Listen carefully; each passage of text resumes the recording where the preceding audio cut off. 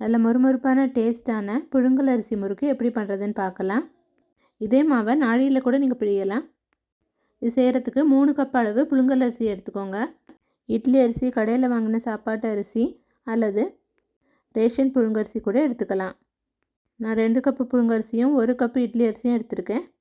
2-3 தடவை நல்லா வாஷ் பண்ணிவிட்டு 3 மணி நேரம் ஊற வச்சுக்கோங்க.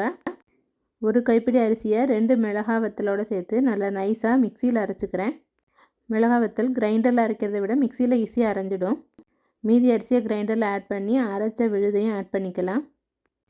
தண்ணி அதிகம் சேர்க்காமல் மாவை நல்லா பேஸ்ட்டு போல் திக்கான கன்சிஸ்டன்சிக்கு அரைச்சிக்கோங்க.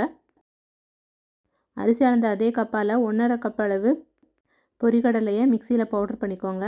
அதை சலித்து நைஸான மாவை அரைச்ச அரிசி மாவோடு சேர்த்துக்கோங்க. உப்பு, ஜீரகம், எள்ளு 3 ஆட் பண்ணிக்கிறேன். 1 டேபிள் ஸ்பூன் எண்ணெயை சூடு பண்ணி அதில் ஆட் பண்ணிக்கலாம். அதுக்கு பதிலாக உருக்கின வெண்ணெய் கூட சேர்த்துக்கலாம்.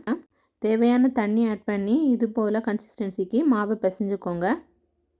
கையில் கொஞ்சம் எண்ணெயை தடவிட்டு இது போல் ஒரு பிளாஸ்டிக் கவர்லையோ அல்லது துணிலையோ கை முறுக்காக சுற்றிக்கிறேன். இதுக்கு பதிலாக விருப்பமான ஷேப்பில் நாழியில் கூட பிழிஞ்சுக்கலாம். ஊற வச்சு அரைச்சி செஞ்ச முறுக்கு அரிசி மாவில் செஞ்ச முறுக்கை விட இன்னும் டேஸ்ட்டாக இருக்கும். டீட்டெயிலான ரெசிபிக்கு கீழே இருக்கிற லிங்கை கிளிக் பண்ணி பாருங்கள்.